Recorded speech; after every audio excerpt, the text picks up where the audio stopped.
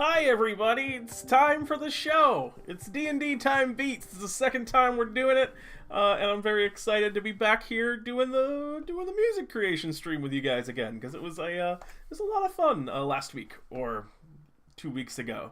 And hello to chat. I see we got Bionic Shiva. Hi Pete. I'm ready for you to beat me. I won't beat you. I mean, like, I'll beat you, but I won't beat you. Don't make me sound like some kind of monster. Hey to... Also, hello Shiva, it's good to see you. V-Bunny, howdy y'all. It is the Bunny, loving the music, to be honest. If you're referring to the track that was playing just now, that was just like a random free track I found on the internet. If you're referring to just doing music on the whole, I love it too. I'm very excited about it. But actually, the music in that third game last week was golden. Yeah, that was just some nice. That was just a Kevin MacLeod, but like, Kevin MacLeod is kind of the king of royalty-free music. He just has like a ton of stuff, and a lot of it I don't like, but there's just a few gems in there, and I definitely really liked some of that stuff last week. I see Matty Morgs is hanging out. Matty, cheers to you. Hello. Good to see you hanging out. I gotta figure out how to get that Matty Morgs exclusive cheers emote. But for now, I'll just have to respond with a Spooky Pete. That's all I got. V-Bunny still want more 1920s swing. It's what DnDTime is missing. Yeah, you know, they have the maybe we could get some of that, like get some of that swing music for Central City. I think originally, if you went way back and went through some of the backlogs, V-Bunny, you might find a couple of episodes that have that kind of swing music in it, but who knows? I know we did it in some episode. Yo, Petey Boy, where's your hoodie? I don't know if I'm gonna do the hoodie every week. I was actually just like a little bit cold, and I was just kind of wearing the hoodie from before, so it wasn't necessarily like a stylistic choice. Although it is very DJ of me to wear a hoodie. Reevy the Warlock, yeet. Hello, Reevy. It is good to see you. Oh wait, Sword, I missed you. Sword Cohere says wee. Hello, Sword. I am so I'm excited to get into it and make some music tonight. And tonight I had kind of a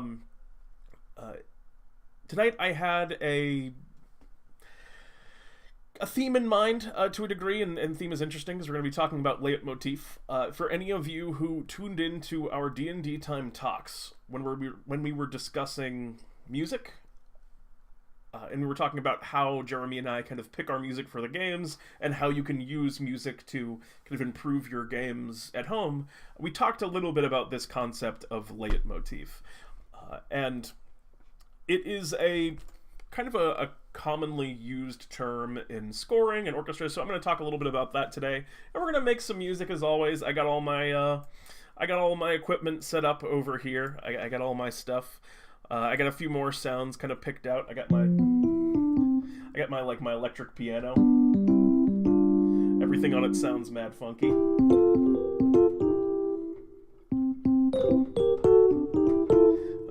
All of them notes sound good. I got a more like old school bass. A classic bass sound effects. I got a couple more sounds. Oh, Roger Twy's back. Roger Twy, I'm looking. I found a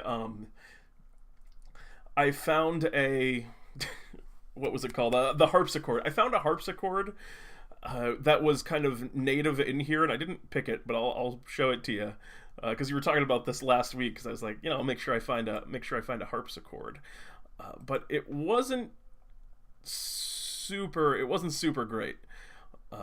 And if I am able to kind of relocate that, I will. But it wasn't in the best of shape. Where was that thing? I'll look for it. I'll look for it again later. But I found a harpsichord. What I gotta find is, you know, a custom one, someone independent of FL Studio that has found an incredible harpsichord in which to invest. I can probably buy a nice harpsichord sound for like $1 or something. It's always cheap. Reevy the Warlock. I've invested in a nicer microphone. Oh, you gotta invest in a nicer microphone. That's dope, Reevy. I got the blue snowball is what I always use for stream, which is like kind of like it's the top of the bottom of the line, if that makes sense. It's like the best you can get before you start like really investing some serious money into a microphone. And it's also USB, which is super convenient. V-Bunny, just a whole pile of emotes there, and I like all of them. In particularly, I'm a fan of Radtholomew. So let's, without further ado, yes, I was beginning to talk a little bit about the Blue Yeti is like the main big one. Yeah, it's part of the Blue line. I like the Snowball other than the a little bit more than the Yeti. I think the audio quality is better, but I also like that it can be used as an omnidirectional mic, which means for anyone unaware, you can just pick up sound equally from whatever way you're facing the mic. It makes it a little easier to place, for one thing. You don't have to like talk directly into it, and more significantly, like if I'm doing recording, which I am now, it makes it a little bit it just makes it a little bit easier because I don't have to, like, for example, play a guitar like directly and kind of like awkwardly position myself in front of it. I can just put it down and record. So yes, leitmotif. Leitmotif is a term used in it is a term used in orchestra and scoring. It's most known for used in the Ring Cycle, which is a piece by Richard Wagner. It's like there's a very famous piece called Rise of the Valkyries, which even if you don't know Richard Wagner and even if you don't know the term Rise of the Valkyries, you absolutely know the song. It goes dun dun dun dun dun dun dun dun dun dun dun, which everyone has heard that at some point or another, be it in an old like Tom and Jerry cartoon or on Looney Tunes or just in any like car commercial in which something kind of, I've also known in oh my god, I'm blanking on the name of the movie. I feel like Maddie, you'll be able to help me with Apocalypse Now. There we go. It's also famously featured in Apocalypse Now. And this term leitmotif, which comes from that, is the idea of a kind of a short and recurring phrase of music, a melody or some small and short theme that, oh no, I've spilled some water. I was taking it up to get a drink. A melody or some very short theme that recurs over the course of a larger piece. So, in the case of that Rise of the Valkyries, the leitmotif is da da da da da, and any time the Valkyries, or Flight of the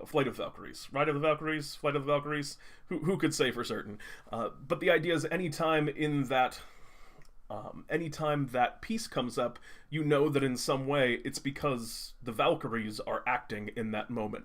And so when the music begins to play that, even before the Valkyries show up, you hear that sound and you think, oh, the Valkyries are going to be up soon. Bionic Shiba is saying motifs are huge in movies, usually attached to a character. Yep, they're really big. In movies, they can be attached really to anything. They can be attached to an idea, they can be attached to a character, they can be attached to a group of characters, they can be attached to a particular location, or even just a feeling. They can be attached to a particular emotion. In the terms of what we're going to be doing today, I have a need to create music about some particular characters for kind of like a home game that I'm running right now. So I want to create themes for their characters. We'll talk a little bit about their characters as we're kind of deciding on what the themes are, but basically I want to come up with chord progressions today and melodies and write the music out for them for a few different characters and create this kind of leitmotif. As V-Bunny badum tis, yeah, there'll absolutely be a badum dum somewhere. There'll be a badum dum somewhere. So what I think is the best example, and one that I think is a little bit easier to kind of wrap your head around, and it also shows a little bit more the breadth of leitmotif and what you can do with it, because that's, you know, the idea of having a motif or a theme that's associated with something is really simple, but it's in building on that and making it more interesting that it starts to become really cool and really well, just really dramatic, and kind of, it becomes music that's meant to tell a story more than it is just music that's meant to sound good and enhance the story. It's the music itself, you know, becomes part of the story. And so I think the best example of this in modern movies, and one that I think most people here are going to be familiar with, and that is going to be Lord of the Rings. I think Lord of the Rings has the best leitmotif of pretty much anything, any modern movie that you're going to see. And it has about 4 kind of core themes that you'll hear throughout it. Let me just put on like a simple piano here. Okay, so if you're watching Lord of the Rings and you're familiar with the music of that movie at all, there's some really simple melodies in it. There's a melody that's associated with the hobbits and the Shire, which is just... and that's just like a really basic da da da da da da da. And anytime they're in the Shire or doing things in the Shire or moving about it, you'll hear this kind of theme reverberating in the background. There's, I think, 3 other kind of core motifs that are in it. There's the fellowship motif. Whenever you see, they're kind of essentially when they're adventuring, but when all of the characters are working together to go and destroy the ring, they always play. And there's, you know, both of these melodies are longer, and it goes on to do do do do do do do do do do do do do. But you hear that melody whenever they're out and adventuring. And then we have there's the what's the ring theme? There's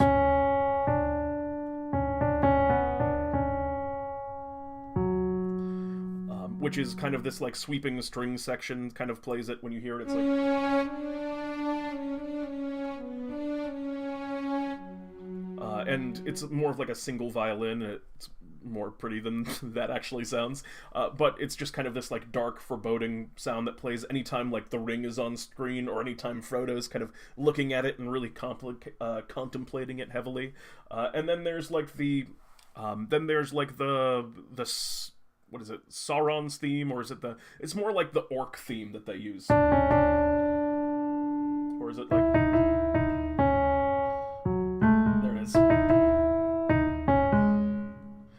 It's do do do do do do, and it's really short and really kind of brisk. And those are your 4 motifs in Lord of the Rings. And so, taken at a base level, you know, the idea is you show those themes when the thing's happening on the screen. So when the orcs are doing stuff, you play that do do do do do do. But kind of the way that you actually develop a leitmotif and make it more interesting and kind of, you know, spread it out and really make it feel part of the story is you change it as different things are happening and as the kind of context of it is, you know, playing out on the screen. So for example, that adventure theme, the first time you hear it in Lord of the Rings, it's not it is do do do do do do do. And it's just like played very lightly by some strings in the background, but as the fellowship kind of grows in size and more people join it, and it just becomes kind of larger and grander and of an adventure, you also hear the music become correspondingly larger and grander. You hear you hear things like low brass begin to come in and like fill out the sound, or kind of alternatively, when things are going poorly and they're like being attacked by enemies or something is besetting, you'll hear kind of like dissonances placed in the music where it'll play like, you know, they'll have these like really high, almost like ear scratching strings that'll come in and, you know, tell you that goblins are attacking the heroes, and you can almost visualize the story just by listening to the music. Likewise, when different things come into conflict, things like kind of, you know, maybe the Fellowship is being beset by the orcs, you'll hear moments where those two themes seem to battle and they kind of bounce off of each other. It'll play like the do-do-do-do-do-do-do-do-do-do, and it'll play them both at the same time to like represent that these two forces are clashing. And so that's the core idea, and I'm not Howard Shore, the composer of Lord of the Rings. I'm not that good. But today we're going to try and come up with some chords and melodies for a few characters that I need to, come up with stuff for. And let me catch up on chat. V-Bunny, Badum-Tis, is that one of those motifs for when someone says a corny joke?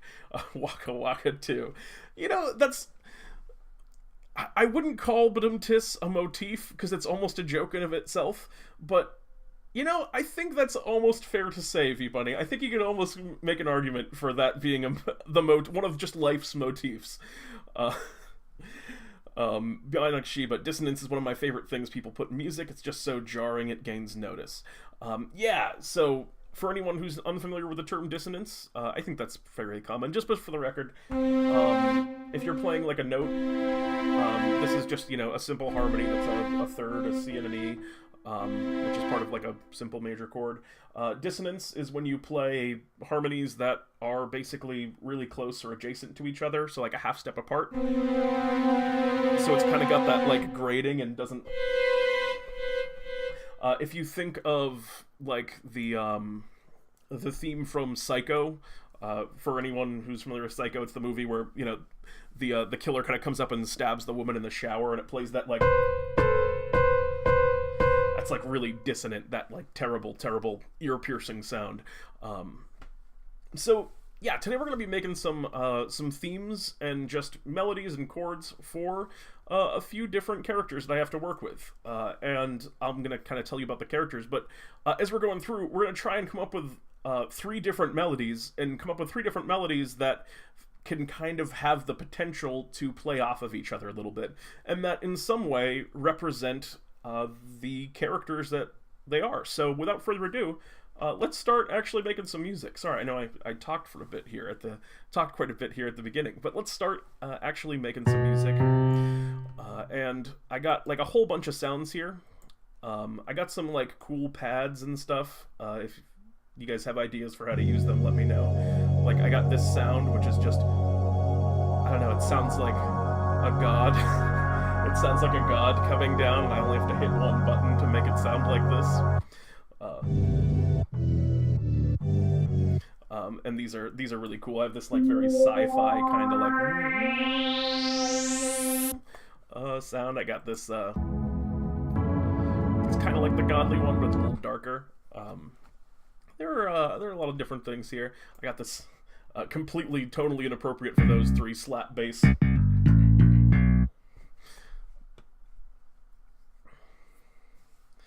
Swing music motif when dealing with the morts of the leggy boys. I think that might work in D&D time. I think that the morts definitely would fit a swing music motif. I don't know if I'm like good enough to put together, I mean, maybe some like light jazz like we did last week, but a full swing, because there's just like so much that goes into it. You need those like big brass horns and stuff, and I'll play you some of the brass that we have. But I think that would be rad. We gotta find some of that kind of music for, we gotta find some of that music just for use in D&D time on the reg. Where's my orchestral music? So yeah, let me play you my brass section, because you'll be kind of unimpressed.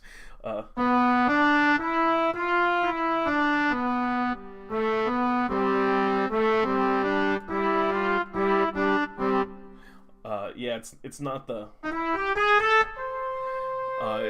it's more orchestral, and it's not that like kind of blaring trombones and horns that you want out of like a big brass section that I think you're looking for. But you know what, V-Bunny, I'll try and look into it for the next time we do beats, and then see if I can find some stuff that might let us do some big band swing, because I love that kind of music too, and it would be really cool to do something like that on this. Bionic Shiba says FGA FAC. I have no idea how to format for typing notes. Oh, so you're saying, in terms of just like that being a melody? All right, yeah, sure. We'll play it out and see what it is. Let me just put on a metronome here so I know what tempo is that. 2, 3. Let me get off this brass sound, because I do not like it.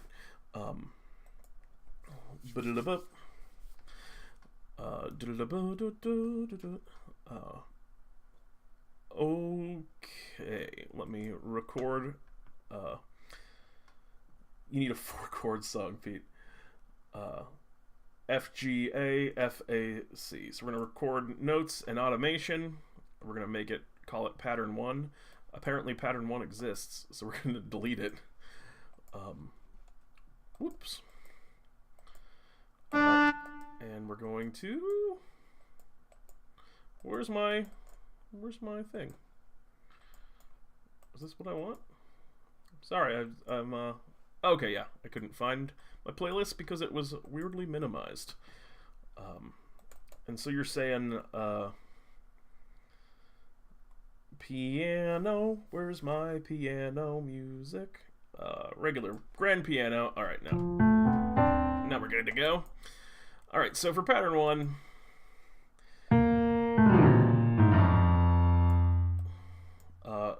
F,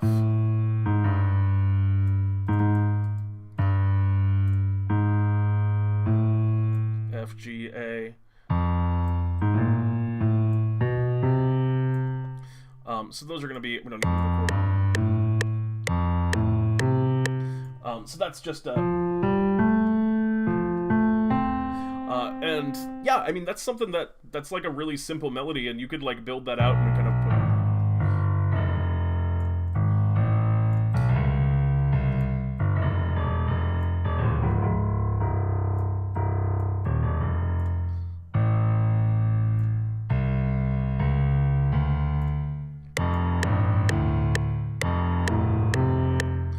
You could kind of build that out and put like chords around it and start to develop that into something. And there's something I like about that, which is going to no idea how that puts into text. As a new rule, we will from now on, if you want to do a chord, do it in parentheses, so I'll know that these notes are bundled together into one mega note. Or you can just say like if you say FAC, that's just an F chord. So if you know that it's an F chord, you can just do it over an F chord. Need a 4-chord song, Pete. No good artist exists without a 4-chord song. Remind me at the end, V-Bunny, to do a 4-chord song, and because I think we're going to do, last week we did at the end of the stream, we just took the last half an hour, so around 10:30, an hour from now, and we played, we just put together a song as quickly as we could, and just saw what we come up with. Last week we made like an action version of the DnDTime theme song, so this week we can do a 4-chord song if you want. Remind me at the end, come up with a title for it, and we'll make a 4-chord song. Because I got my guitar right here. We can just strum. We'll be taking it real easy on that. So there's something I like about this Shiva, and I like this. I like that kind of melody, that do do do, because for the character that I want to put together, Titleist Pete's 4-chord song. I bet you would come up with a better title than that, but that's our working title to start with.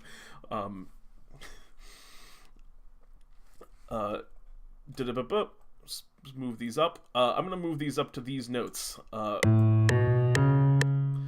nope, we're not gonna move them up. We're gonna move them up to these notes instead. We'll keep them in C. Because for the first character that we're gonna be developing a motif for, they are, and I'll tell you a little bit about the character. They are a noble. They're a noble that has kind of known. They're a noble that has known kind of no difficulty most of their life, and have, despite that, are still pretty ambitious and are trying to like climb the proverbial ladder of their like station in life, and trying to ever make connections and just gain and aggregate more power. And that's kind of the core of what this character is. So I think something that has that, like, something very kind of like steady and that has like a rise to it, although that was maybe a little bit kind of too major for this first character that we're going to work on, so I just put it into a minor key. But I actually think that just like a simple just a very simple slowly melody that just keeps moving upwards is very like symbolic of what this character is. So I think for our first leitmotif we'll actually kind of use a lot of this, a lot of the stuff that you've set up there. So for starters, let me just think a little bit about what we want to do for that. So we have,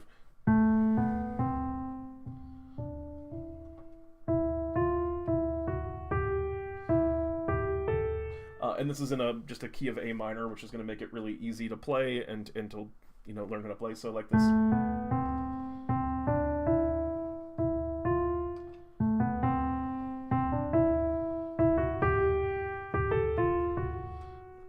That sounds familiar to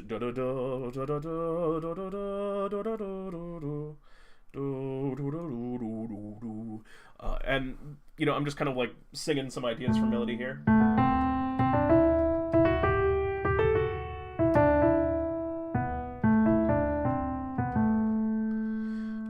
And what's our tempo again? Let me get it. Let me get a slightly, or is it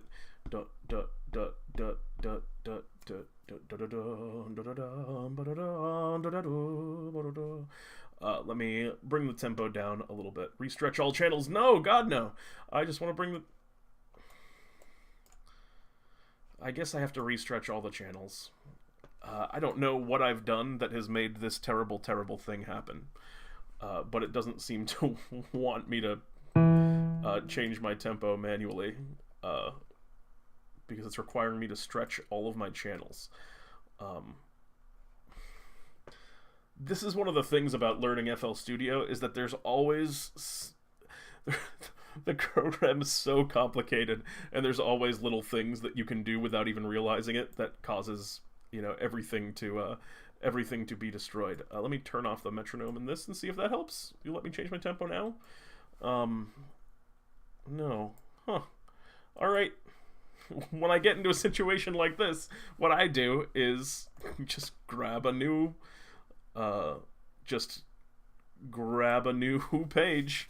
So that's what we're gonna do, because we also don't have anything started yet. So I'd rather, because I was kind of playing around with it earlier, I'd rather not have to worry about it going forward, that we're gonna have more mistakes on it. So we got a new soundboard. I'll just have to get those sounds again if I want them, and we can just go quick over here, grab our piano back. And while this loads in, Max Meister, sup, Pete? I like that. I like your spelling of Pete the first time, Max. I think that was how my name was spelled on my college dorm door. So it's brought back a lot of good Maxers. Good to see you. What's up with me? Just making some music for DnDTime Beats. How close can something be to something already existing before it becomes plagiarism in music? God, that's a tough question. The answer is, I don't know. I think there's like a lot of like spirit to it that you have to consider.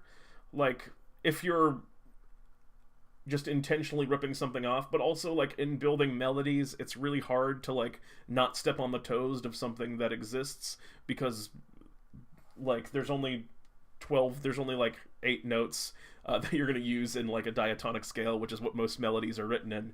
So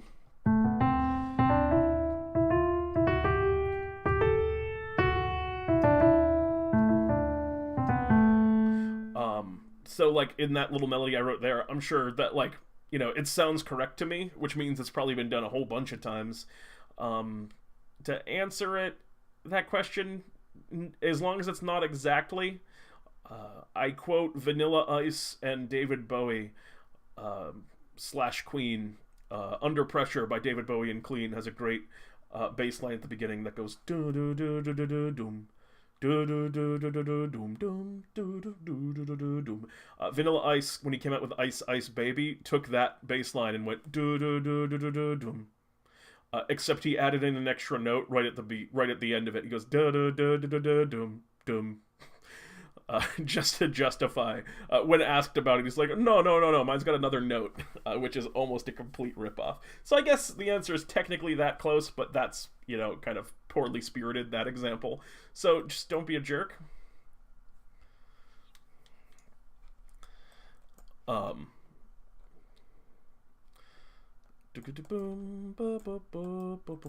Alright, so I liked that little melody that we were starting to come up with before, but we wanted to lower the tempo. Let me do that here. Let's hear that.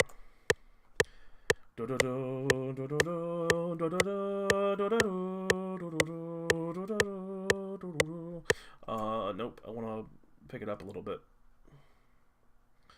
And by that, I mean bring it down. A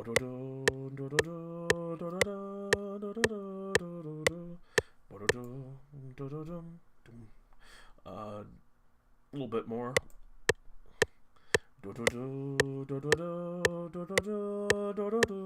Alright, that feels about right for tempo. So let's now record it.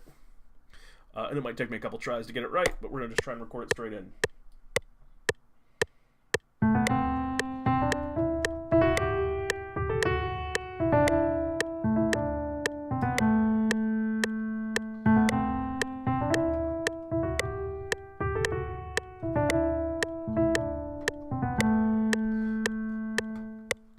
Alright.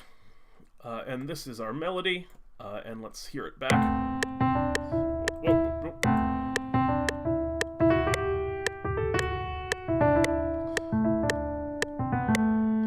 Huh.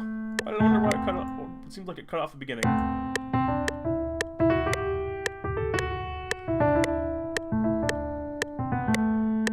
That's odd.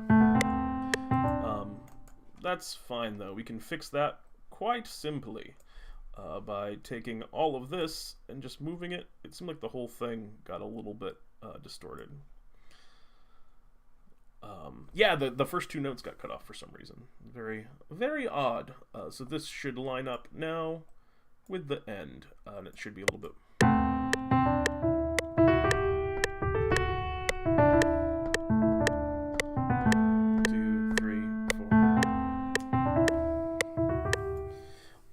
And underneath that, we probably want some,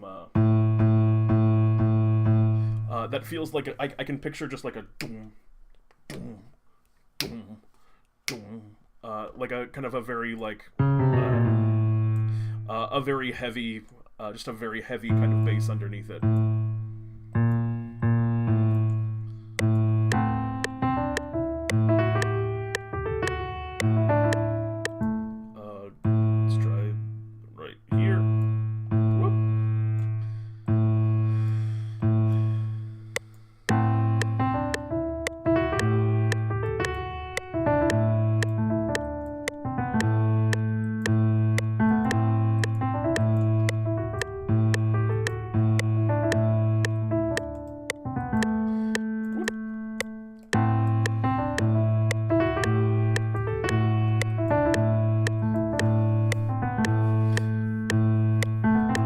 And we'll go back through and kind of clean some of this up a little bit. I am going to clean this up now.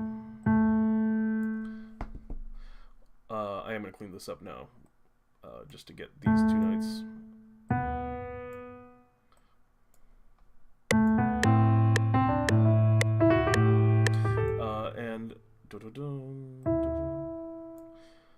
And we'll have to like worry about some, you know, some grid snaps. Diadems, hi Pete in chat. Diadems, hello. We're making some music.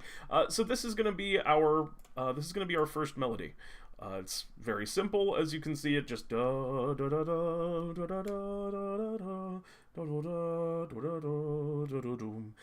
I like this kind of like, you know, steadiness that it has to it. This rise that was kind of meant to represent that first character that we were talking about, and there's some, you know, there's some detail. I would like to, you know, sculpt some of the second half of it a little bit more, because I followed just what was my instinct, because when you kind of move up, there's this natural instinct to want to go back down, and I think having more kind of this ever just kind of rising nature to it, rather than it kind of ebbing and flowing, I would like to change the second half a little bit, so once it reaches the top, maybe it jumps back down, but then starts climbing again.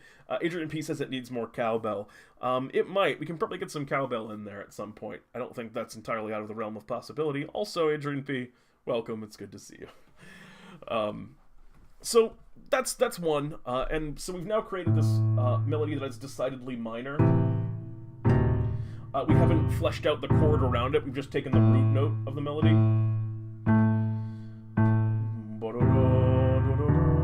And I think there's going to be some complication in the chord progression that we're going to use as well.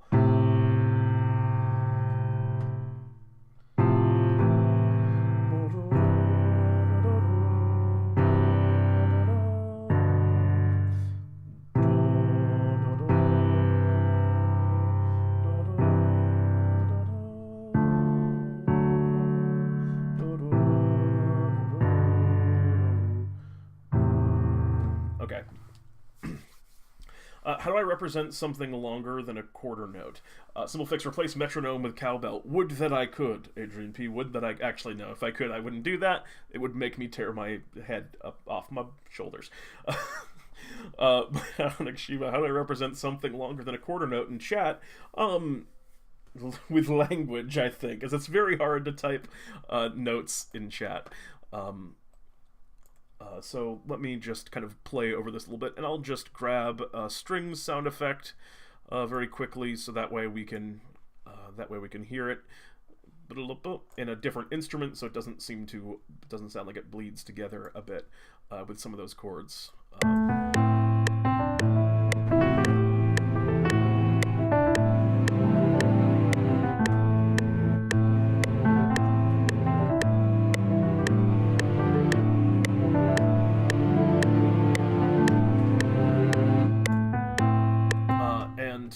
order for that to show up, because those this string section, I wonder if I can, I wonder if they'll let me increase the attack on this string section. Now, what you're looking at here is, this is the synthesizer that is creating the, this is the synthesizer that is creating the string sound. And as you can see, it takes a little while for it to, it takes a little while for it to kind of come in. It kind of fades in a bit until it reaches its full volume. And I wonder if I have the power. I don't understand how any of this stuff works. There's so much you can do. I'm just curious if I can increase the attack. Oh no, that's gonna make it attack slower. It looks like the attack is already down. And what the attack is the basically that little extra fade in that it has on it. I want to take that away. And it doesn't seem like I can do it without doing a ton of research on how this works. We'll look for another second. Oh wait, loop start. Hold on a second. Nope, didn't work. I probably did some irreparable damage to this thing that I can't possibly comprehend. It sounds very Legend of Zelda. Yeah, that's fair to say. Sounds depressing. Yeah, and I think his character is kind of very serious, very grave is the character that this is being built for. So that depressing sound is probably a good way to go. So let me write some of those chords down. We'll do a pattern 2. And these are going to be our strings. And we're going to type these in by hand.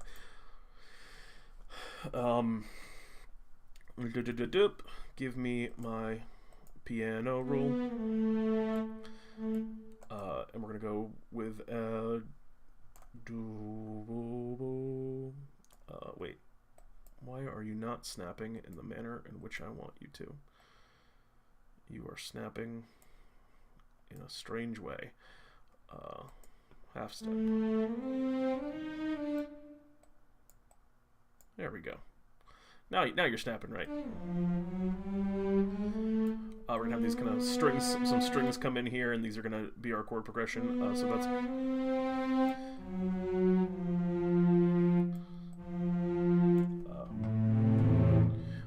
One and A.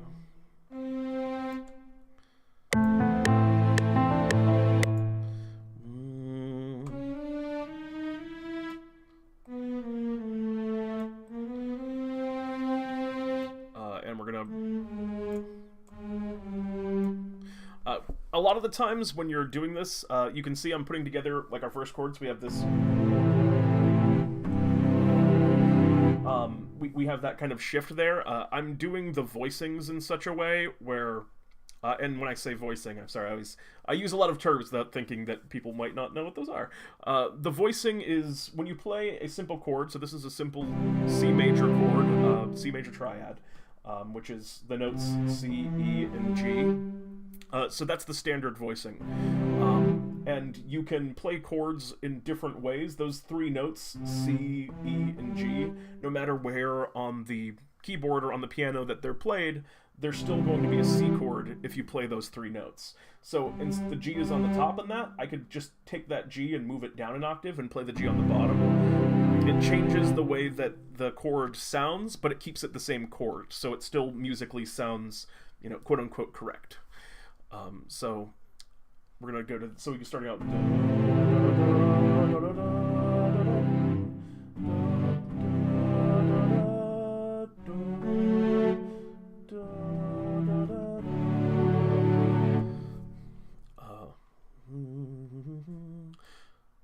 And there are gonna be two chords here, so we're gonna copy and paste that and move it up to. And we're just going to move up basically the whole step. And a lot of the times when you can move things up, so what I was getting at before, see I have the C here and I maintain the C into the next chord. I maintain the C into the next chord, and so that keeps the tone feeling kind of consistent, so it feels like the whole thing is moving rather than it stopping and starting again. It just feels like it's a continuation of the next chord with it with the next chord kind of coming in and sweeping in there.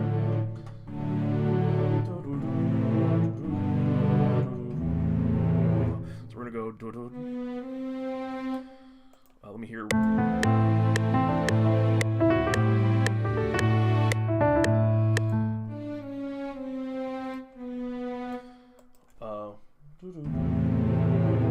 So we're gonna go with the keep the A there. We're gonna maintain in the A, and then we're gonna move the rest of it to get back to our A minor chord.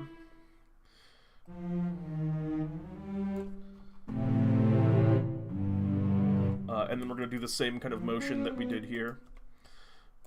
Control C and V.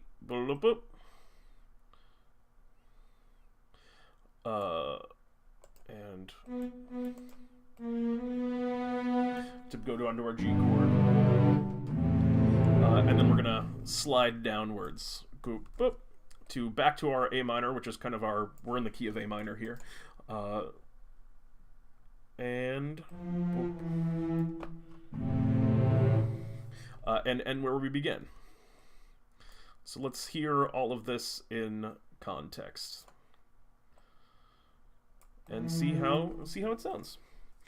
And if we did our job right, it should sound, like Sheba said before, kind of depressing.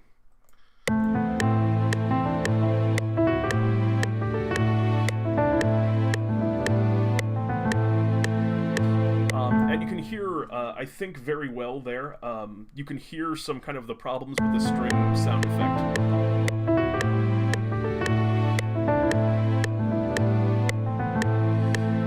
Because the strings, and some of that is because the notes don't necessarily match up perfectly, because my piano playing on that melody is imperfect, but also because there's that like sweep in on the strings, putting it on the downbeat right where you want it. It takes that little fade in, so we're gonna have to like move some of that back and get kind of the feel of where we want it. But I think on the whole, that is I think that's like kind of a cool melody, and I think that's a reasonable chord progression underneath it. How well can you match your voice to a note?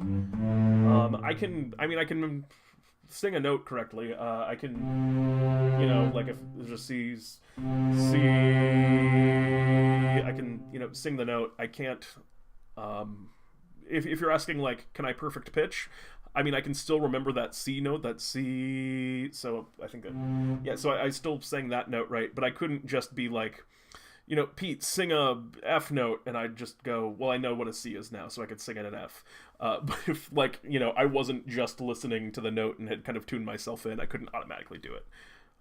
If that's what your question is, that being able to just sing notes and know, like, yes, an A, that's, A is 440 hertz. Let me sing at the exact frequency of 440 hertz. There's, like, people out there that can do that. Or they'll hear someone play an A on their guitar and be like, oh, you need to tune that down just a little bit. You're about 3 hertz above an A.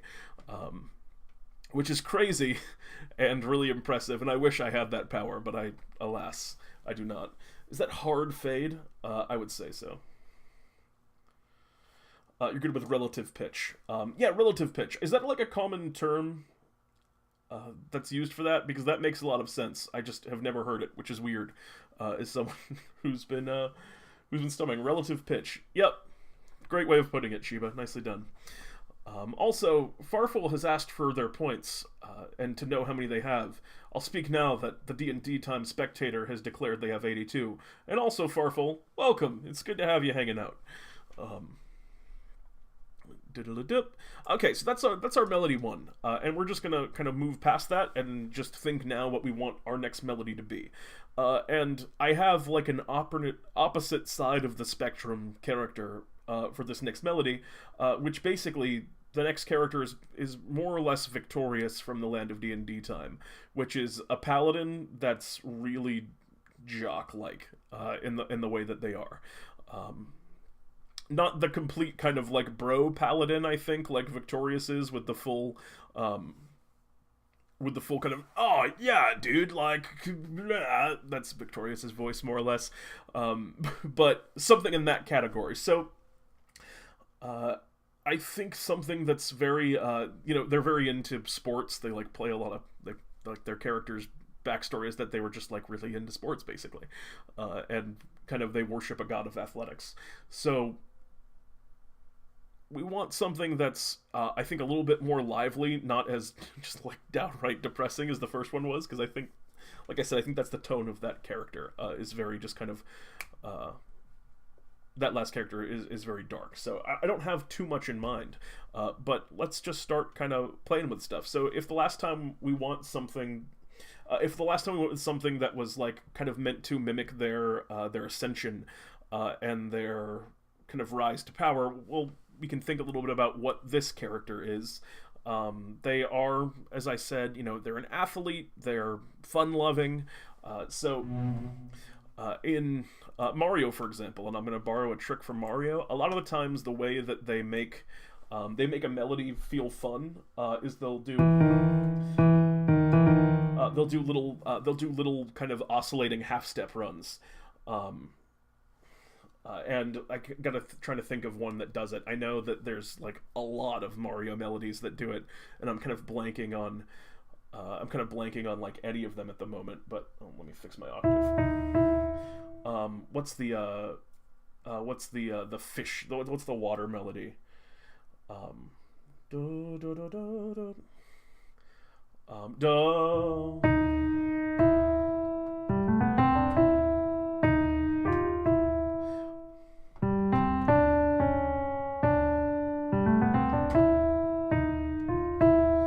So it uses this kind of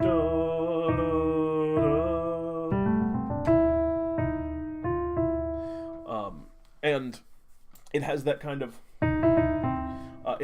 like bounce to it, which we're not going to go something I think is smooth and I would say kind of pretty as say the water melody from the original Mario game is, but I think kind of borrowing that idea of using these like these little half step, really it's almost a dissonance, to kind of add this playfulness to it, I think can be a fun direction to go. So we're gonna play around with that. We're gonna make our pattern 3, and we're gonna put it right on over here. So I'm gonna just start kind of playing some notes, and this is oftentimes how I think, because I just get my I just get my keyboard. I just get my keyboard and I begin just kind of playing around and see what I can come up with. Sometimes you don't come up with anything good, and sometimes you get a good one. Like I actually kind of like the first one we did. Sheba said, "Do you know these melodies beforehand, or are you just figuring out from melody?" Yeah, we're just figuring out from melody. Yeah, I mean, the last one I only came up with that because you kind of recommended those 3 notes, and I liked the rise of them, so I went with it from that. Yeah, I haven't prepared anything for today, just that I knew I wanted to talk about leitmotif and come up with a few different melodies and chord progressions.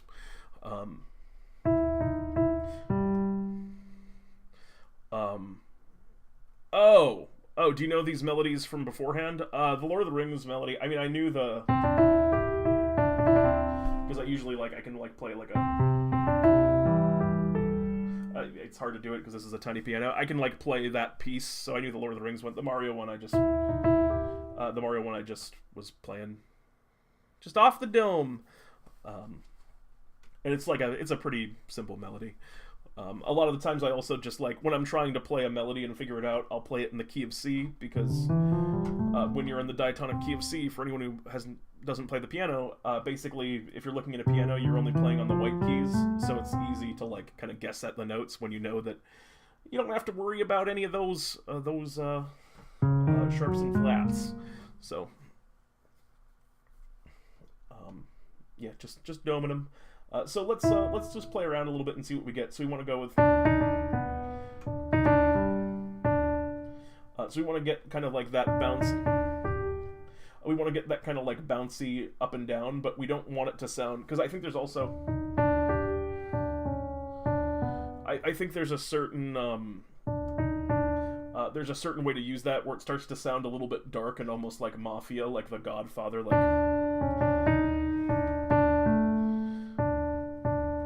so Sheba's thrown out A sharp, A sharp, G, A.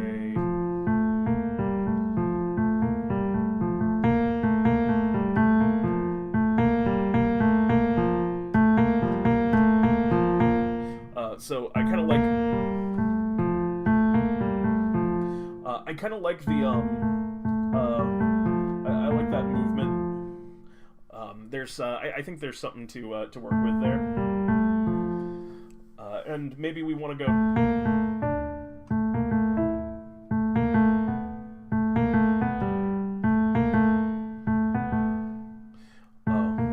Yeah, we definitely want. I see you're saying A sharp, A, G, A, F.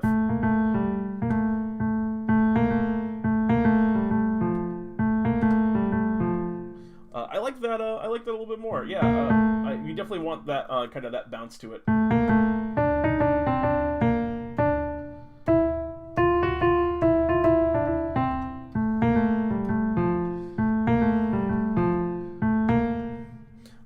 And where do we want to go with that?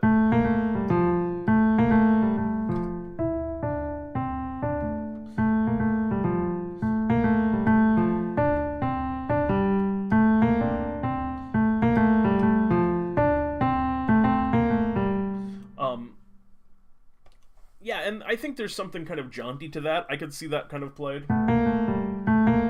I could see that kind of played in perhaps, say, a flute or, you know, something along those lines for an instrument, and have it kind of be played like da da da da da da da da da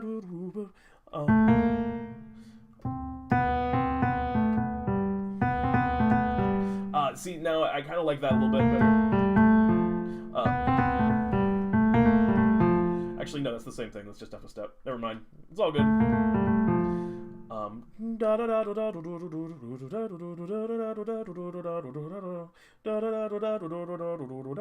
It has almost like kind of like an Irish jig kind of feel to it, which I like.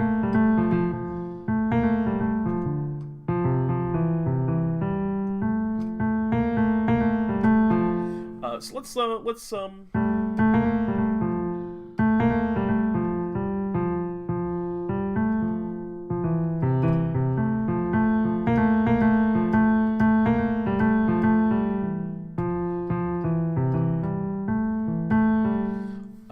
play around with that a little bit. So let me record. Actually, no, we're not going to record this one because I don't have like quite the rhythm like I did on the last one, like in my head. So we're gonna manually input this one to kind of feel it.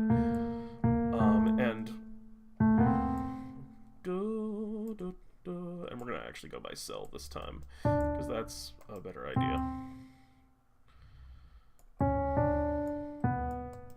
And so we're gonna go A.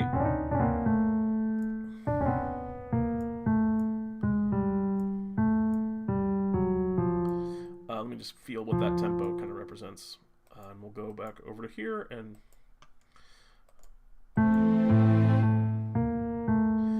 Okay, so we need to go even faster on that. We're going to go even quicker. So we'll spread this out a little bit. And we're going to go.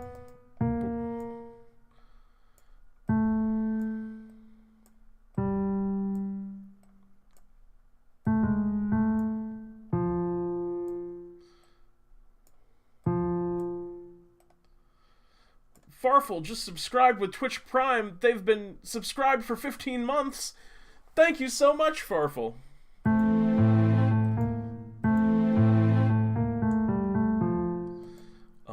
And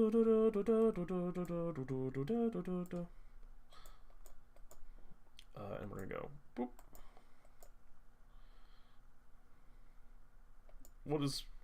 Why you no play now?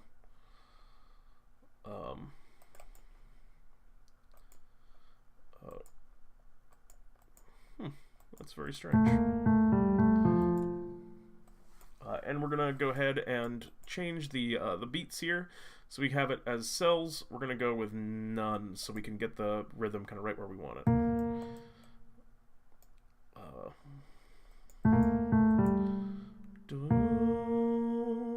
Try lining up the 4.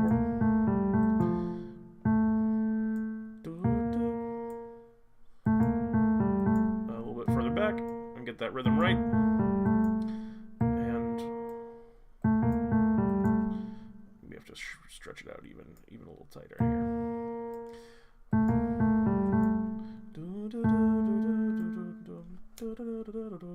Oh, and I think the one of the issues also is that we don't have the right tempos. Let me hear our.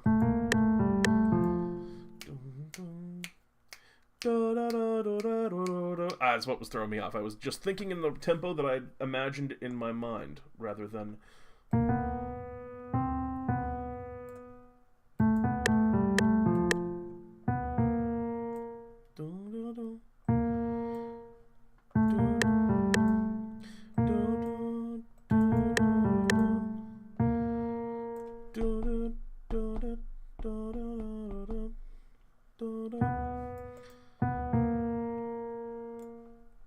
It might be just...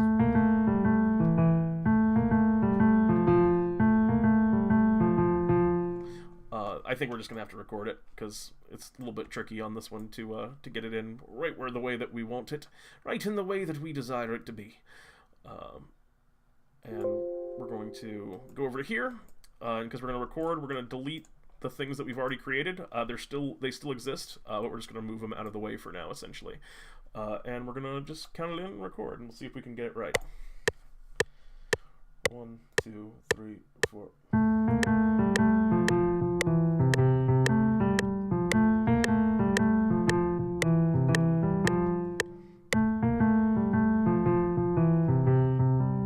Okay, let's take a look at that and see where we're at.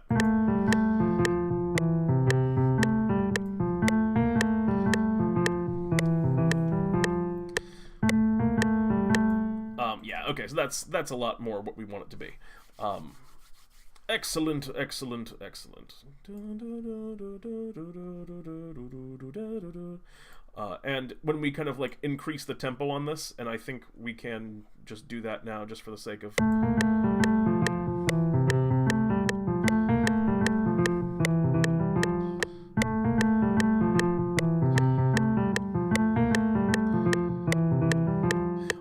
I think when we eventually play that, like, because this is a lot of stuff, these melodies I'm going to re-record and kind of like build out and you know, build into something a little bit bigger.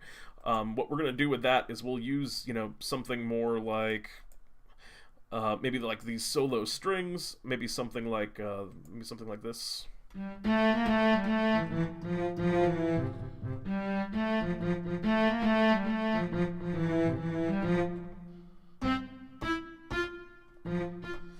Or, you know, something that's a little bit jauntier, a flute. I could see like the... I can see that being played on like something like a pan flute or like a piccolo that just kind of like moves really quickly, and then underneath it you get some kind of like nice, very like up-tempo percussion that kind of rolls forward. But we have this melody, so let's come up with our chord progression underneath it, and then we'll worry about kind of... next time we do, I think next time we do beats, what we're going to do is take the melodies that we came up with today and build them out and make them a lot more, put a lot more depth into them, so that you start to really hear like, the music of them start to come out. And we're also going to do, a song at 10:30. We're just going to mess around and just do some music creation, which will be fun, which, I mean, obviously we're doing that now, but I mean, do a whole new song from scratch. There's nothing to do with it. So we need our chord progression to that. So we have... we don't want to use this tone to test it out, though. We're just going to use a good old-fashioned piano.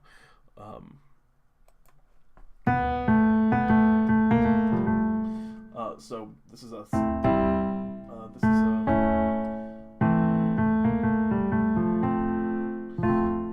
they're in the key of F, so...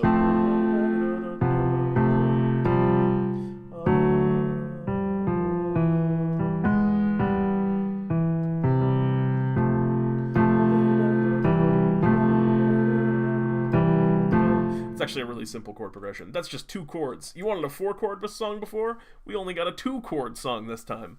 So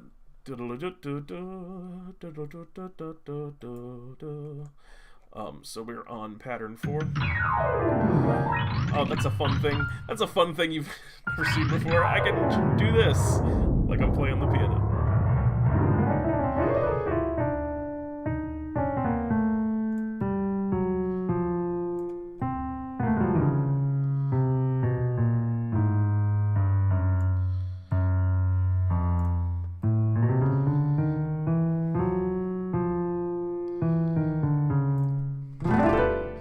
Just to run down the keys for somebody's... I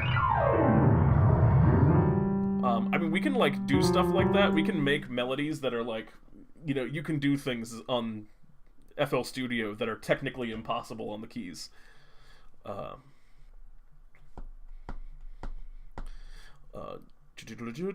So let me get my F, and so the keys and notes there, we're going to an F, A, C. We got an F's and A's and C's to work with, and that's pretty simple.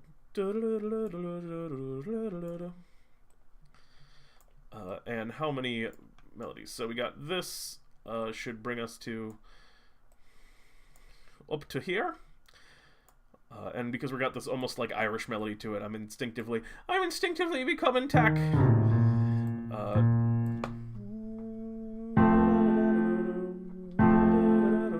And we got the C, so we're gonna keep our C, and we're gonna go like we did last time for a couple measures. And we're gonna do C, E, and G because that's what makes up our C chord, and then we're gonna go back to our original chord. So this should. Very good.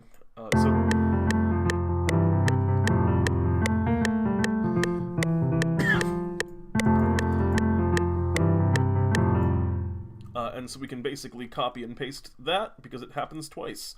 A really simple melody. Control C and V and boop boop bop.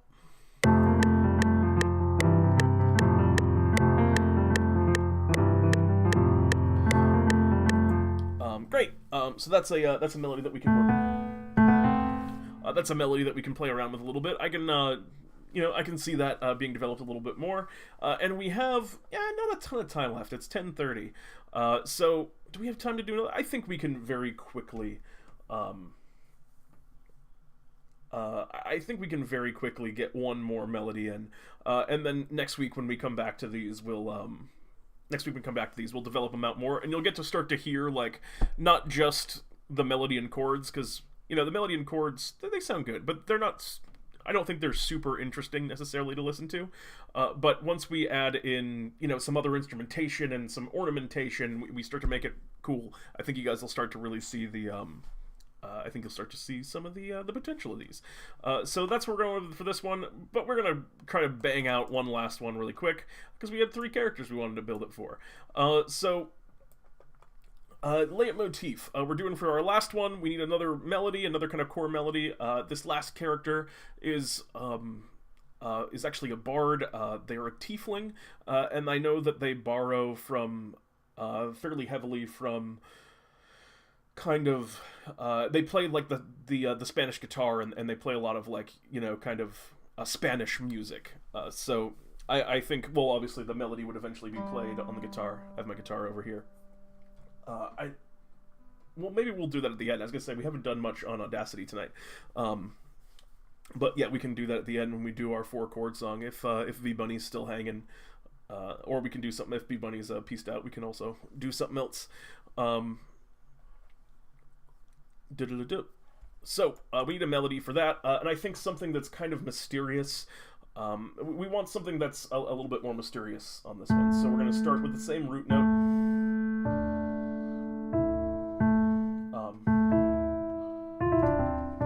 I want some notes that are, I want something that kind of like moves pretty quickly and kind of sudden bursts.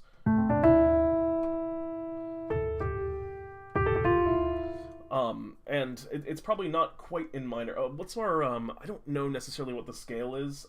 So when you're kind of designing, when you're writing music, you oftentimes can write in a scale, and just like a simple minor scale goes up like this. There's like the harmonic minor, which is mysterious, but that sounds more, I would say it has almost like an Arabic tone to it. It's very common in a lot of Middle Eastern music. You'll hear that there, but I don't think that's quite the tone that we want. I think maybe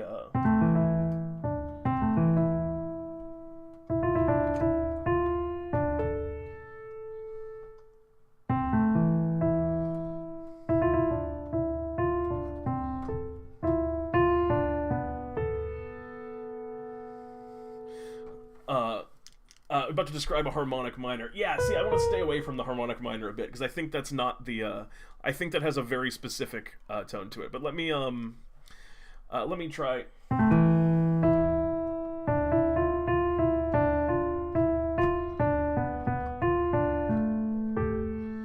I kind of like that, that melody there, the simple kind of A minor run.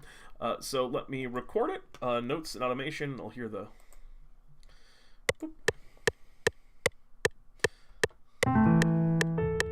That was way too fast. I was not ready to play it that fast. We're gonna drum it back down to where we were previously, which I think was around 117. We're gonna try this again.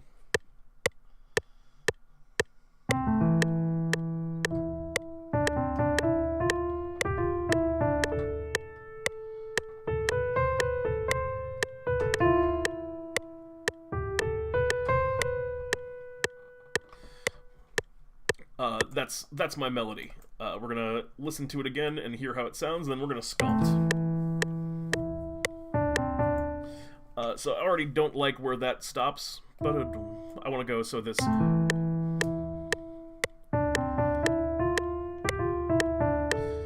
So I floundered a little bit here, so we got.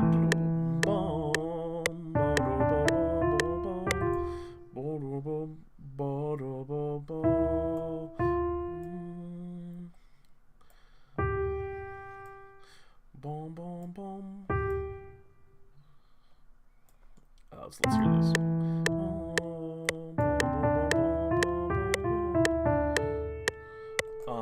I want to use this. I want to use this very quick kind of run again here, because I think that's interesting, and there's something very kind of like. I can hear almost like the. I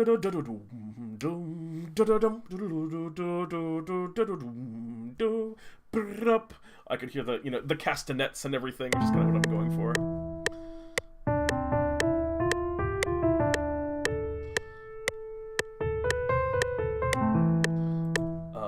Excellent. And why am I only hearing a little bit of it? Because it's cut off at the end is the answer. It's a very simple answer.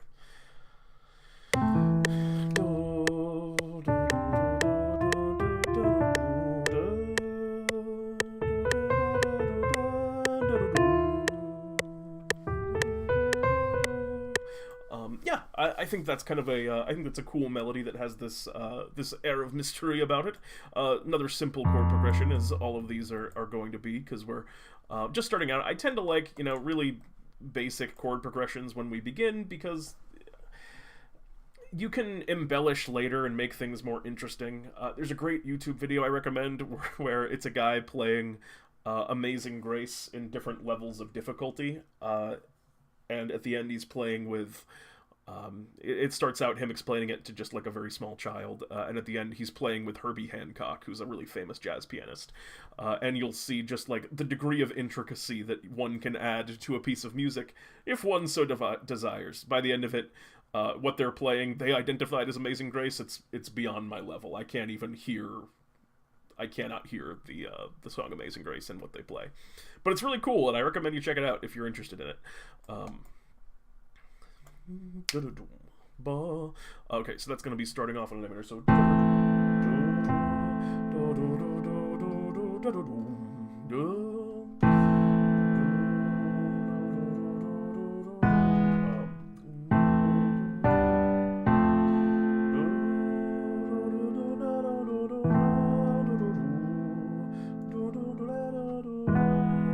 alright, just 3 chords is all we need to worry about.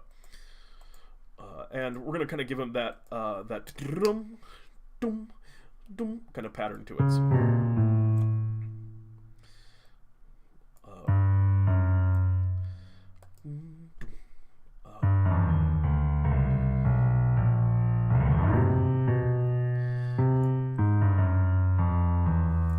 So, and we're gonna bring that down so it would sound actually.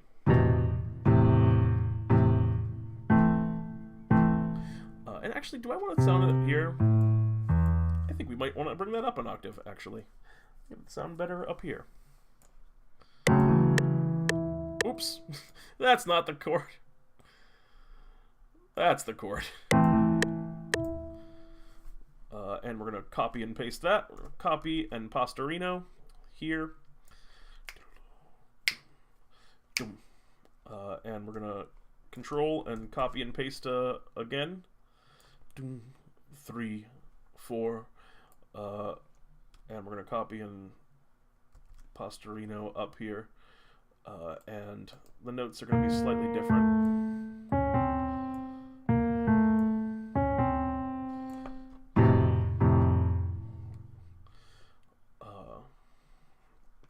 And we're going to copy and paste.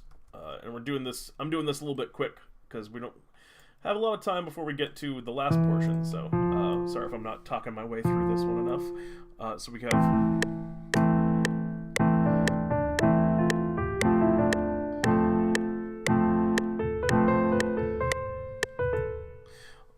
and we can just copy and paste again.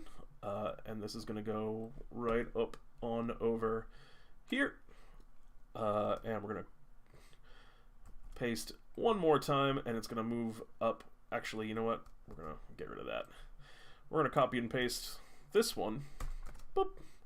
And we're going to move her down to a G chord. Where is my G chord? Is it that we want? No, it's... There's our... That's not it either. Weird.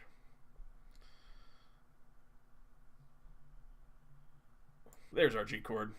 Took me a second, but we got there. And then we're going to go over to here, and we're going to raise the length. Excellent.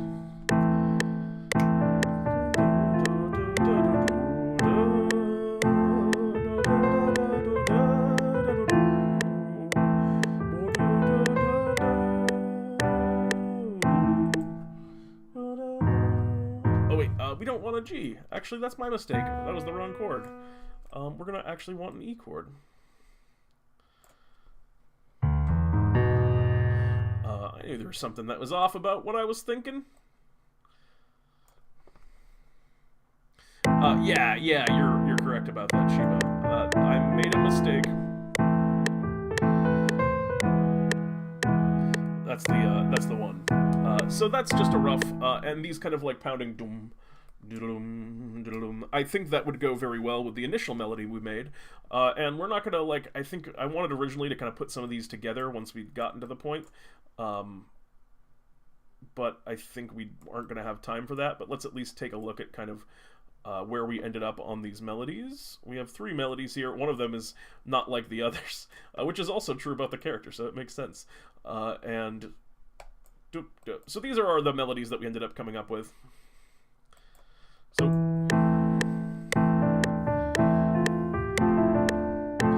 and we'd probably lower the volume on some of these a little bit, so that the melody shows up a little bit more, and it'd be instrumented. The instrumentation would be different.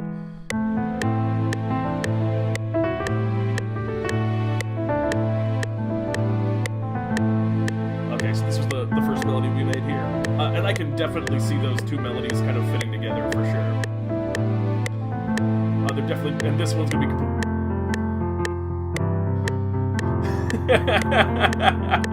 I like how totally different that one is.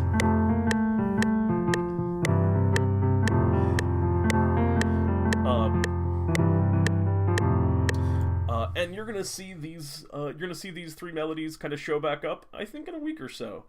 But yeah, I don't know. They're pretty cute. That's what we came up with.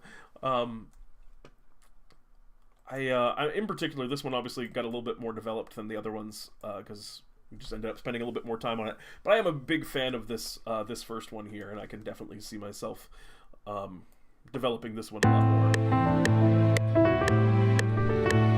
I even like the way those strings in the background kind of almost are a little bit off. Like I feel like that almost kind of tone it has to it is kind of like that it creates some kind of interesting texture.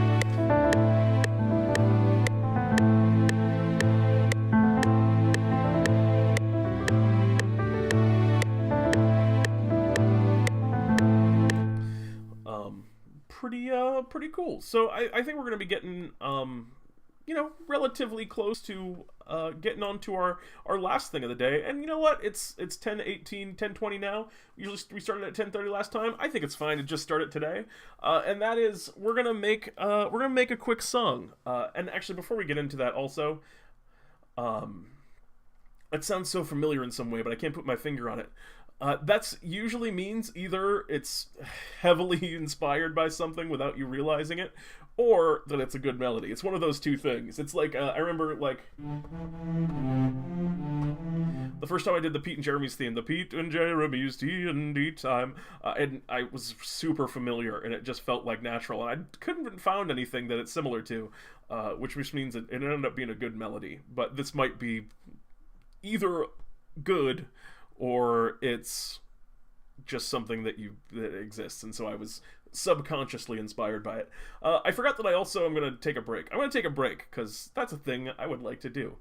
And refresh my water and all kinds of stuff. So I'll be back in about 5 minutes, and then we'll get on with our song. In the meantime, if you have an idea for the title for whatever song we're going to create, we're just going to take a half an hour, bang out something something goofy. I might move over into Audacity and just do all... My voice cracked, and that's no good. And just do all, like, live instruments for it. I got some, miscellaneous instruments sitting around in front of my computer here. So that could be fun. We'll see what titles you guys come up with if you're interested in participating in that way. And I'll be back soon. See you in a second, guys.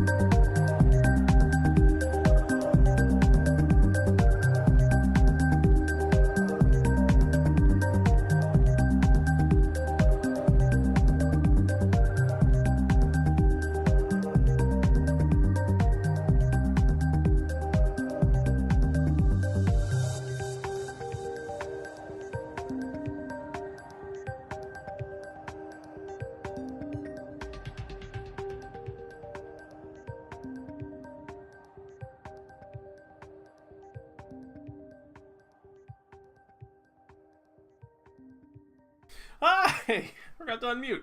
Hello. We're back. We're gonna start making up a goofy. Song. I don't know what it's gonna be, but I'm probably gonna do it in Audacity. I think we're gonna go all. I think we're gonna do all manual on this one. You can see how I also do, because I've been doing entirely digital production that you've seen with all of the keys and the strings. But I'll show you guys how I do some of my more manual production with this one too. So looking at the chat, I see Bioshiba throw out the Armless Kobold's Lament, a reference to, does he have a name? Yeah, oh wait, this is Woo Woo. It's Woo Woo. Is it Woo Woo or Woo? It's Jeremy's Kobold from I See Many More to Still Hanging Out. Jeremy, can you remember the name of the kobold that Jeremy's put forth? I thought it was Woo Woo, but I might be mistaken. Either way, this was a character that Jeremy introduced. Yeah, Woo Woo. Okay, this is a character that Jeremy introduced in DnDTime. It's not a DnDTime show. It's Waterdeep Dragon Heist. We're playing Waterdeep Dragon Heist. He originally came up with this character, I think, to actually play, but it's an armless kobold that is a druid. And it's a very classic. It's a very Jeremy character. It's one of the more Jeremy characters I've ever seen. So we're gonna come up with the Armless Kobold's Lament. What's the noise he makes? Is it wah, oh? It's something like that. He makes some kind of, and that's the song. I'm gonna mute this channel because I'll need it later on. Is it whoa, If anyone can like write the onomatopoeia for what noise that kobold makes, I would greatly appreciate it. And if you, is it meh? It might be a meh. Regardless, I assume that's going to have to feature prominently somewhere in the song. And if we're going to have a lament, meh, yeah, meh sounds right to me. Have a lament, I think like a sad. I think a sad guitar riff is what's got to have to be.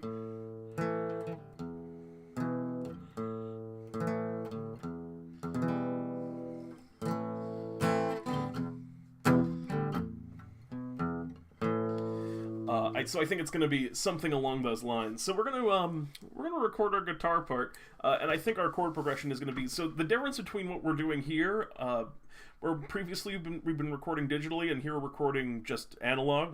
I'm just playing stuff, and we're going to record it into the mics. Is that I can't copy and paste nearly as effectively as I could digitally. So the process is slower, and I have to kind of like play through everything, and you have to live with every mistake. So it's a much harder process. This is how I kind of do most of my recording, actually. I don't do as much digital recording when I'm actually doing stuff as I do on stream, but it takes, it's just like, you have to be a lot more precise. But I think for this particular song, we're not going to worry about being overly precise, and we're just going to see how it comes out. If anyone would like to write lyrics to the Armless Kobold's Lament, I'd be happy to sing it. We just need to have we just need to have some lyrics. Otherwise, I'll just write out lyrics that are going to be mostly meh. But I think for our chord progression, it's just going to be.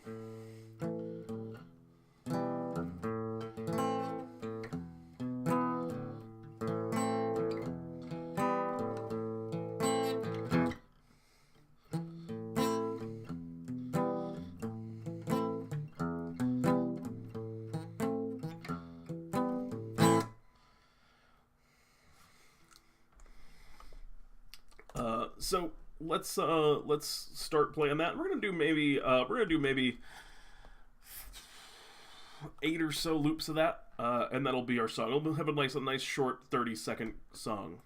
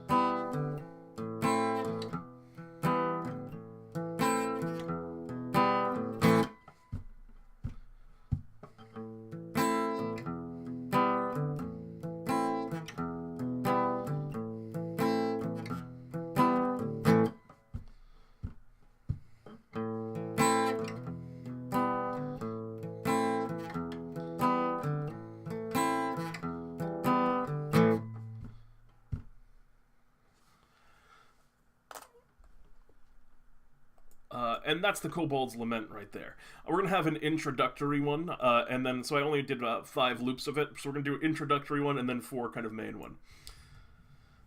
So, let me just hear what we have, created now. So this mic picks it up pretty good. But it's also going to pick up things like my breathing and background noise. So let's start doing some processing on this little guitar track right here. For starters, we're going to compress it, which is... No, I don't want to remove the clicks. I want to compress. I'm going up to my effects here. Oh, wait, can you not see anything? Okay, good. I just want to make sure. I thought I forgot to go to Audacity. We're going to go up to effects here, and we're going to compress this. Which is going to make everything really big visually here. It's going to make it way louder all of a sudden. And you're also going to hear my breathing in a lot more gritty detail, and I apologize for that. So now we're going to zoom in on this a little bit. Look at the audio file here.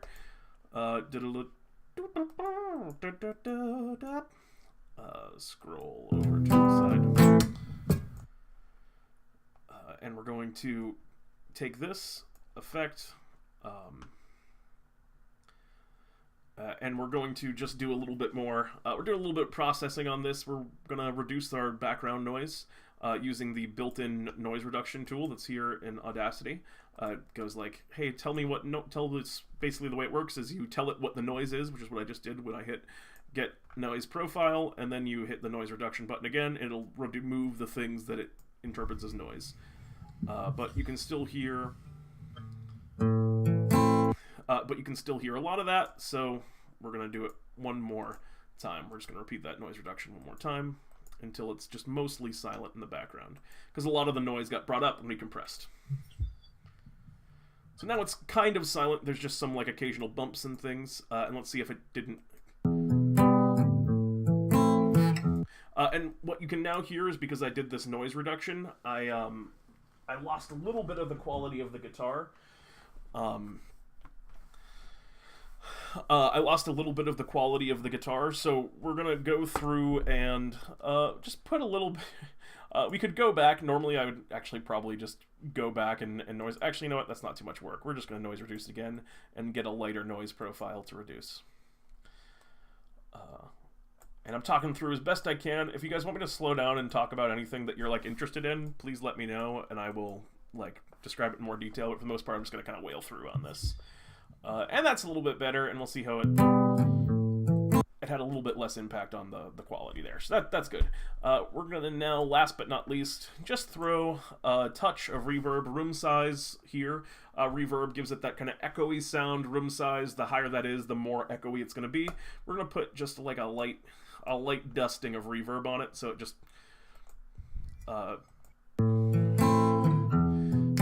It's got a slightly fuller sound to it now.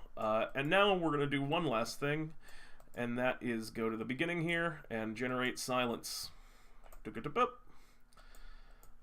And that silence is going to make it so you don't hear my breathing at the beginning of this track.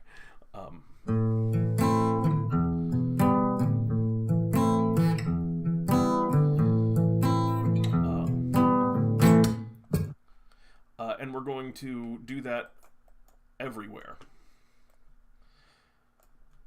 We're going to do that everywhere where there's these stops, because I put in those beats just to make sure I was counting my tempo correctly and feeling it out, but we don't want any of those. We just want this little guitar track to just sit on its own. So we're going to silence all of this. We don't need these in-between sounds.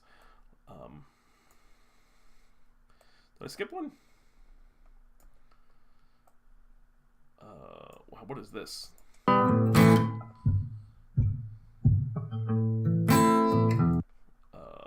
We're gonna definitely silence that.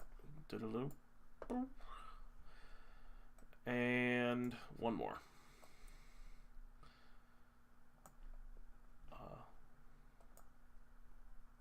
Silence. Be silent.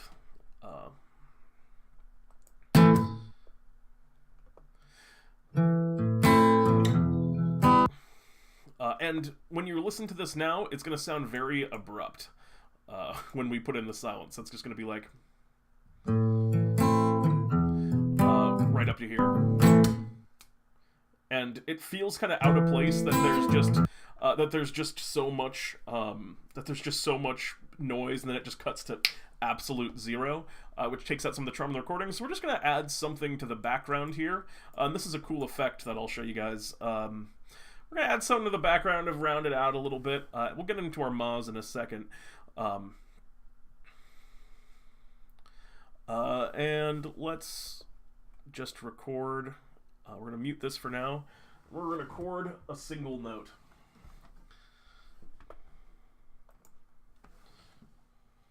We're just going to record an A.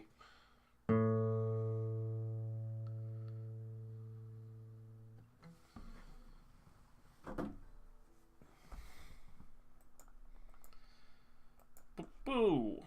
Alright, so we have an A note, which... what are we going to do with it? Now that's the real question, isn't it? So we're going to take this A note here. We're going to put it under an effect called... we have the A note. Let's listen to it. It's a single note. It's very short. We're going to put it under an effect called a Paul stretch,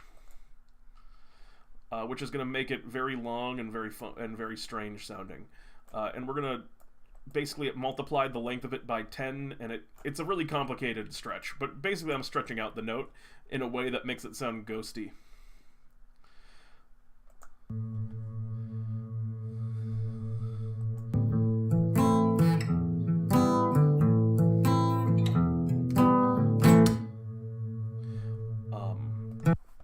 And so we're going to have this just kind of like hovering in the background.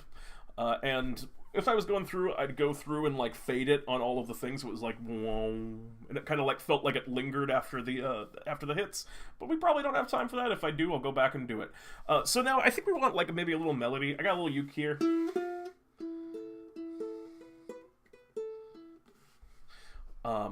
So I'm gonna add something that's a little bit more kind of like you can latch on to here at the beginning as part of our introduction. So let me hear it. Let me just play something over it.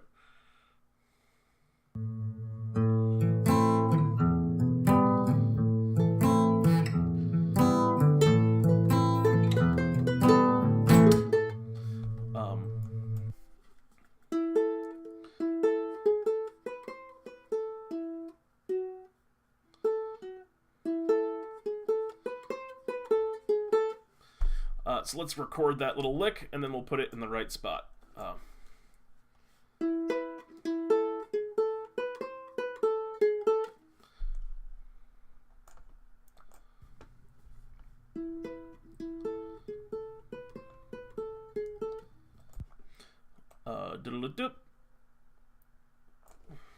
Delete. Roger Twine, a bit roly-poly for me, but okay. That's fair. That's a fair argument about this. I was going for that kind of like, because when it was called the Kobold's Lament, I was picturing that kind of almost like southern country kind of, you know. No, we don't want it there. We want it probably about here, but we'll listen to where it sounds in the context. So, boom.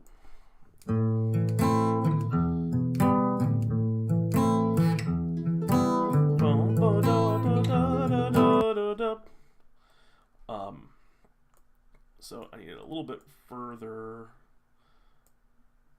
back, or further forward rather. Let's...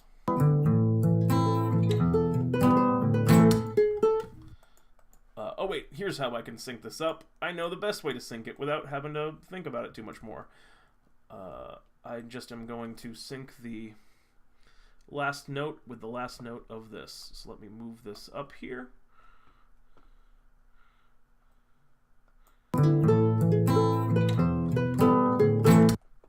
There we go.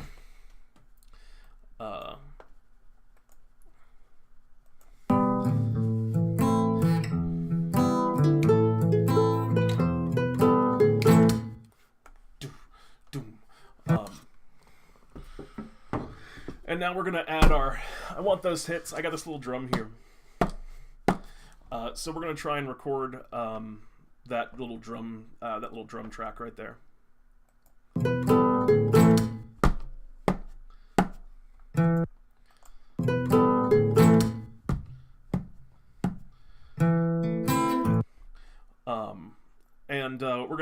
record that again, we're just going to do a technique that's called doubling, which is just I play the same thing twice on top of itself. And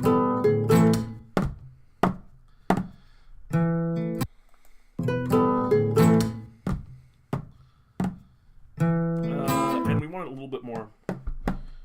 I want something a little bit more bass to it, so we're going to take this and we're going to go under our effects and we're going to EQ it, and we're going to boost our bass. We're just going to bring out the bass a little bit more and we'll see how that sounds.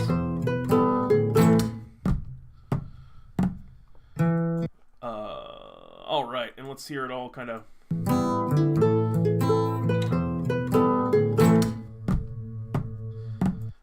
and I don't like that in the gap, but I do like it on the whole. I'm going to bring it out a little bit more on the regs, on just the regular part of it.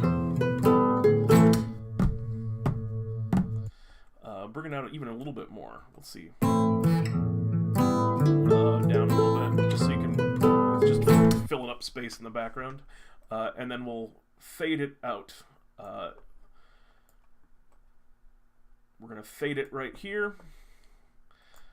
We're just going to do a hard... Actually, we're going to do a studio fade. And let's hear how that sounds. And then we'll restart it right at the beginning, right here. Control-Shift-X. Split cut. Let's see how that sounds.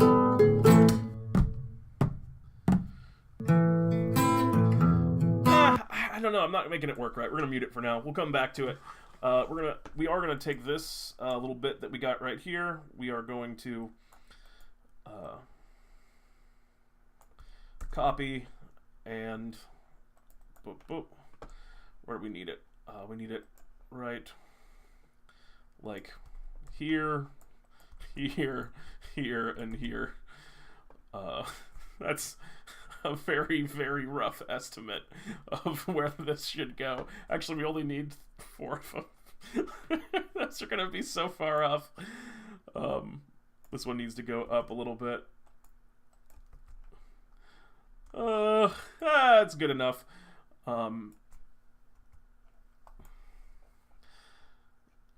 And yeah, this is one of the disadvantages of... we're going to cut... Control X, and then we're gonna... Nope, not that. Oh no, not that. Undo, undo. X, V. Dear God. X and V. Wait, here's the best way to do this, is to put them next to each other so I can see what I'm doing.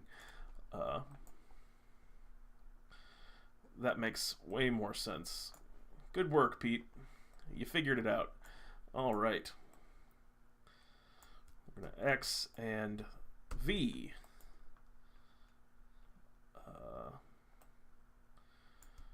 X and V. And then we're just going to delete some of that. And so that's that's a rough, to find myself a triangle yet. No, I got, this doesn't make any dinging noises. I was hoping that I could slide in with a triangle there for you, but alas, no. So what I need to do is I need now some meh. So this is the Armless Kobold's Lament. So now I need to add in the Armless Kobold, which is going to be me going ma a lot. So we're gonna have to do some singing. Don't need that. Actually, undo. I absolutely need that. What am I talking about?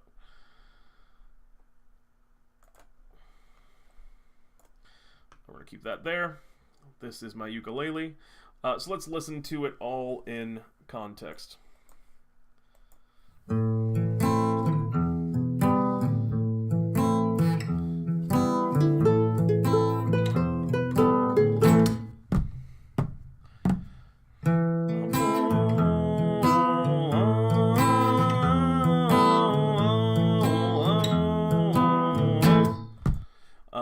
Not like that. I want something a little bit.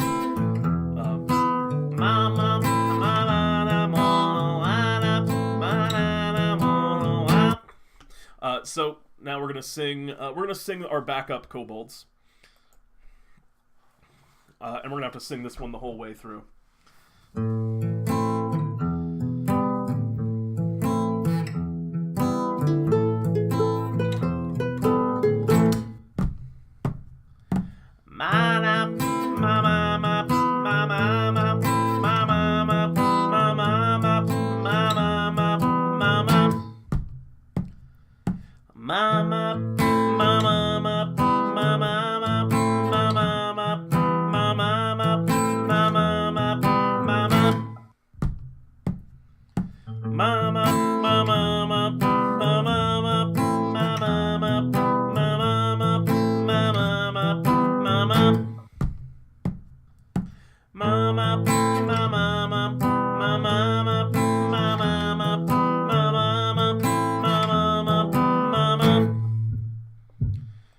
Alright, and now we're going to record again. We're going to record a harmony over that.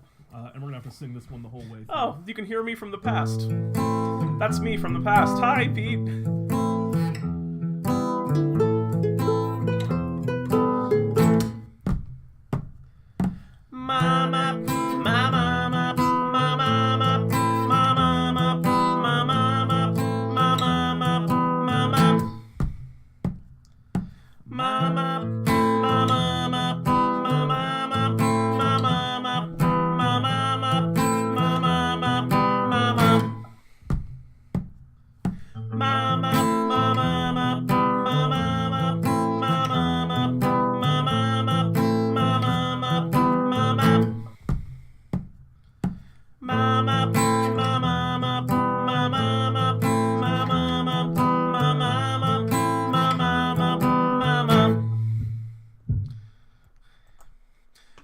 And now we need our official, let me generate some silence. Alright, we almost got the, what was this called again? This was the Armless Kobold's Lament. We almost have the Armless. Now the Armless Kobold has to lament. Let me hear these. We're going to mix and render these, which basically means we're combining them into one track. Mix and render. Get mix and rendered, son. I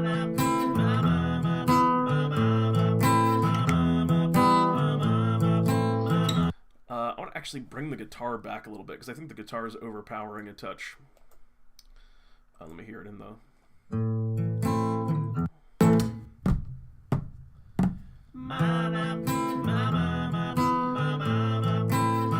Alright, and now we need our main melody, so to speak, which is going to be our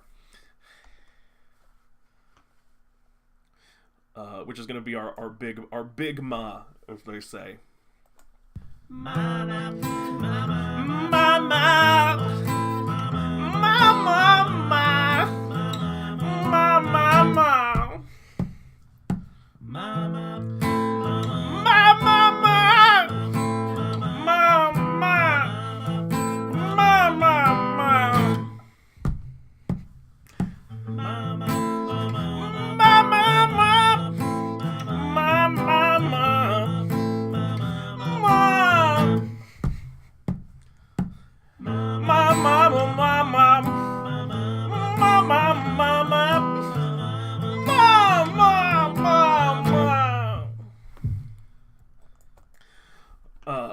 and I think we have a song. Let me just play the song.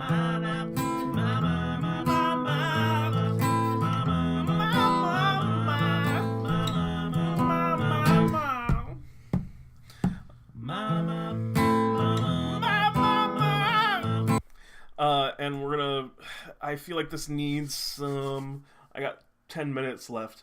I love you, Pete. That's it. Oh, thank you so much. I need, I can add some effects to this, maybe. Do I want any reverb on this? Maybe like a touch too? Give it some echo.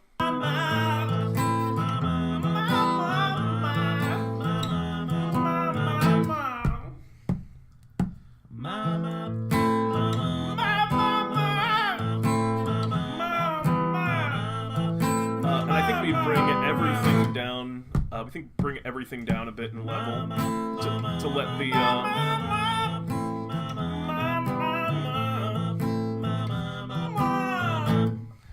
we bring everything down in levels to not overpower our main melody.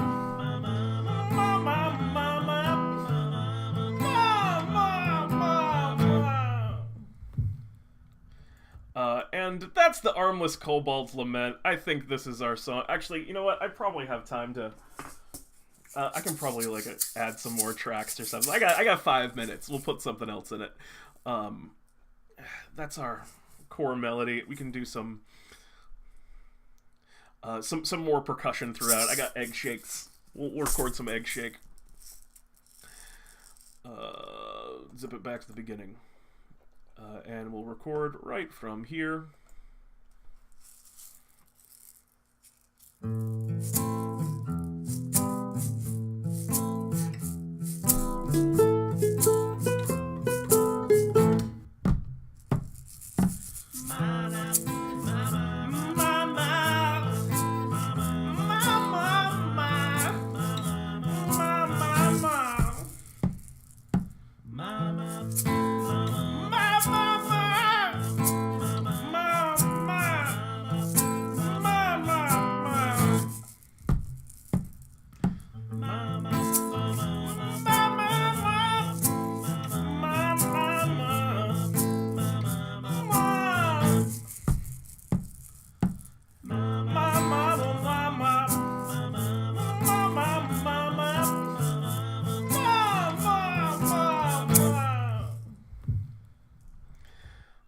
And that was the Armless Kobold's Lament. I'll play it as our outro song. That'll be our outro song today. I don't know. I don't think there's anything more. I don't think there's anything more that we can do to this song. I think it's perfect, and it will never get any better. Matty works 20 out of 10. You know, when I suggest some things, I typically have something basic in mind, and then you come along and blow it out of the water. The Kobold's Lament was a great title.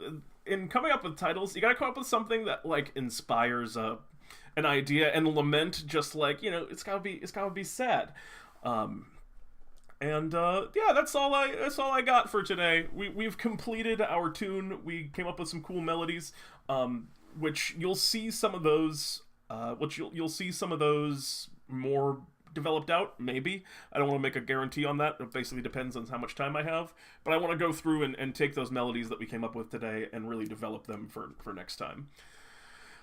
So thank you all very much for tuning in. I have a lot of fun doing this. And if you guys enjoy DnDTime Beats, tell me. I think next time we're gonna do. I think next time we're gonna go back to Worlds and take a week off of Beats. And then come back maybe the following week to do Beats again. And I might start doing like an every other rotation between Worlds and Beats. But if people have a preference one way or the other, like, I enjoy this, but if you guys want to just see more... like music content, or you're not interested in this in the same regard, tell me and I will adjust my schedule accordingly, because I want to do stuff that you guys enjoy. On these Tuesday days. I might have like another third option that I might just randomly throw in some weeks too that I've been thinking about, but I'm not going to talk about that yet. Tune into our other shows coming up in 24 hours, less than 24 hours, 22 hours. Tune into DnDTime Talks. Me and Jeremy are going to continue speaking about kind of naval and seafaring games. This week we're going to be talking about underwater campaigns. I think that's going to be a pretty cool, or not campaigns, but like underwater combat and basically how to run games underwater. I think that's going to be a cool discussion. I think there's a lot to talk about there. So tune into that. That's at 9:30 Eastern Time, 6:30 Pacific tomorrow. And as always, tune in on Friday to Pete and Jeremy's D&D Time. It's a show that we run games of D&D for people who are part of our community. So if you've never tuned into D&D Time on Friday, or have never played in D&D Time on Friday, the information is below the stream on how you can get involved with it and how you can do that. Other than that, and please do, because it's a lot of fun, and you will have a lot of fun if you come and hang out. So that's all I got for the night. So without further ado, one last thank you all very much for hanging out, for talking, for joining me as I sit down and make some music. And I'm Pete, and this is DnDTime Beats. Good night, everyone.